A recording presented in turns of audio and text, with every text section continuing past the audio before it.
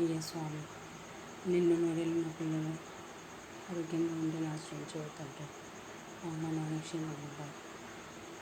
నాకు ఒక్క కోరిక కాలేదు స్వామి, ఒక సొంత ఇల్లు ఇవ్వు స్వామి. సొంత ఇల్లు కొనుక్కునే ధైర్యాన్ని శక్తిని ప్రసాదించు ఈశ్వర. నేను భయపడి ఆగిపోతుంట ప్లీజ్. శివుడాజ్ఞ లేనిది ఏం జరగదండి.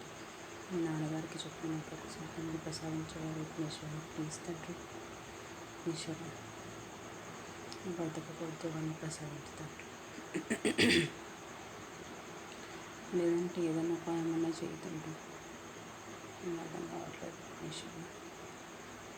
నా పిల్లలు ఆరోగ్యంగా ఉండాలి, మంచి చదువు చదవాలి, ఆరోగ్యంగా పెరగాలి, వాళ్ళు మంచి భవిష్యత్తుని ఇవ్వాలని నేను కోరుకుంటున్నాను తండ్రి ఈశ్వర.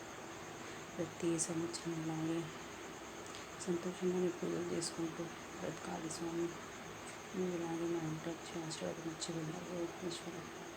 పరలోకాలను మా అత్తయ్య కూడా ఉంచి ఆమె ఆత్మ శాంతించేలా చేయలేదు ఈశ్వర తండ్రి ఈశ్వర స్వామి. మా వాళ్ళు ఏం తప్పు చేయకుంటే నన్ను చేయలేదు. నా పిల్లలు ఏం తప్పు చేస్తే మనం చేయతండ్రి. నా భర్త ఏం తప్పు చేస్తే సభ్యం చేయతండ్రి.